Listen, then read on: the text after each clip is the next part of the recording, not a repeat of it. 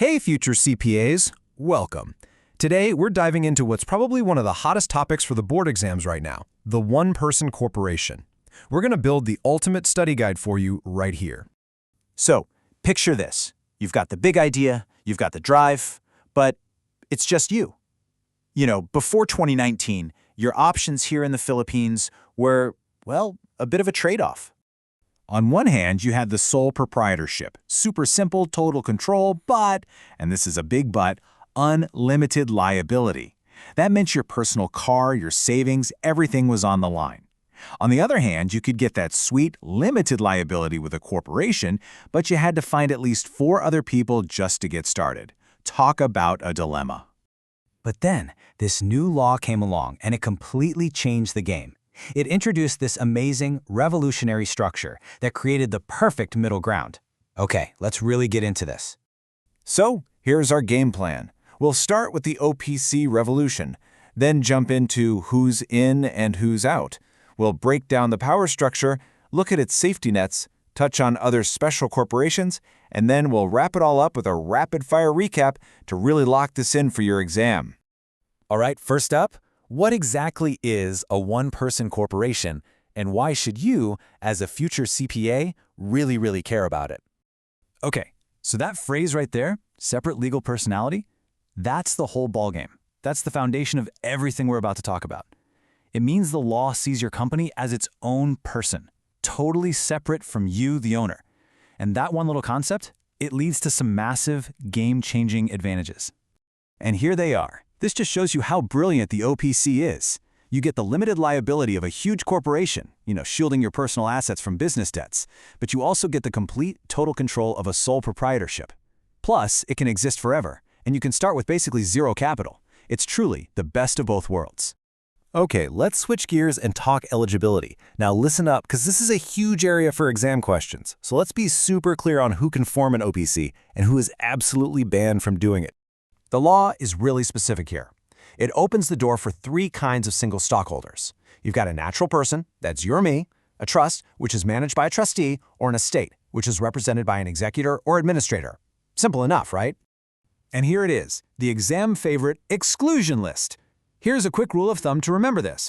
If the business handles public money or is in a field with its own strict rules, think banking, insurance, or, even practicing our profession, accountancy, it can't be an OPC.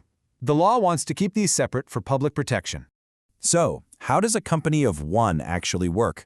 Let's break down this unique management structure because, trust me, this is another gold mine for potential board exam questions.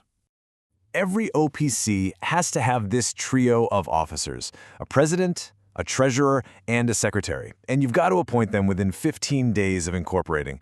But how these roles get filled is where the tricky little rules come into play. Think of it like this. The single stockholder automatically wears 2 hats. They are always the sole director and the president. No choice.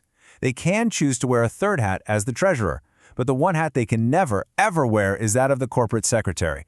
That has to be someone else. It's a built-in check and balance. And here's a huge study hack for the exam. This is a big one. An OPC is not required to have bylaws. Unlike a regular corporation, which has to draft and file all these internal rules, an OPC gets to skip all that.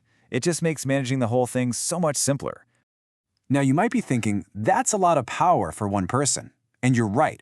That's why the law builds in some really important safeguards.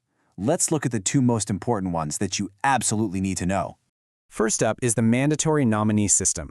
Before you can even register your OPC, you have to name a nominee and an alternate nominee. Why? Well, it ensures the business doesn't just, stop or collapse if something unexpected happens to the owner. It's a brilliant way to ensure business continuity.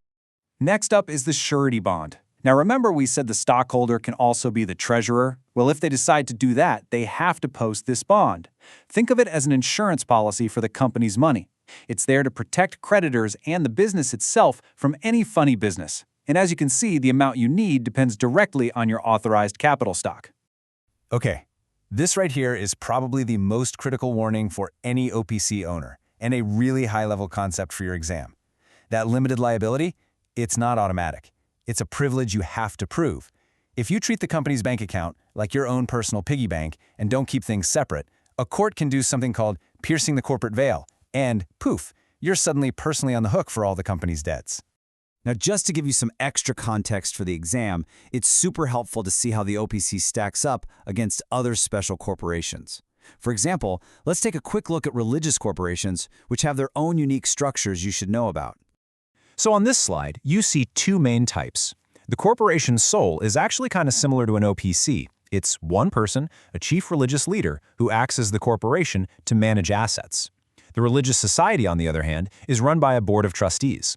And that board-led structure is pretty much how other non-stock corporations, like educational corporations, work too, with a board overseeing the mission, not the profits. All right, it is time for our bullet review. Let's lock in these key concepts.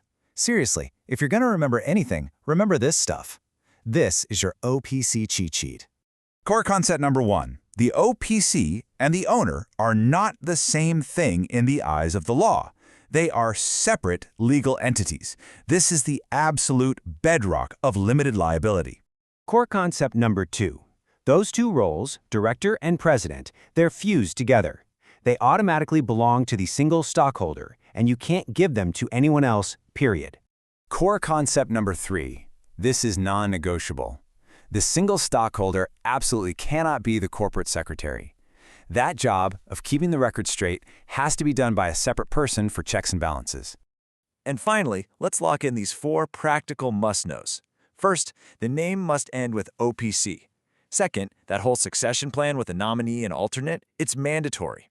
Third, the surety bond, remember, that's only required if the stockholder is also the treasurer. And fourth, an OPC isn't a life sentence. You can convert it into a regular corporation later on, which gives you so much flexibility. The one-person corporation has really opened up a whole new world for solo entrepreneurs here. We really hope this breakdown helps you absolutely crush your exams. And who knows, maybe even gets you thinking about launching your own thing someday. Good luck, future CPAs.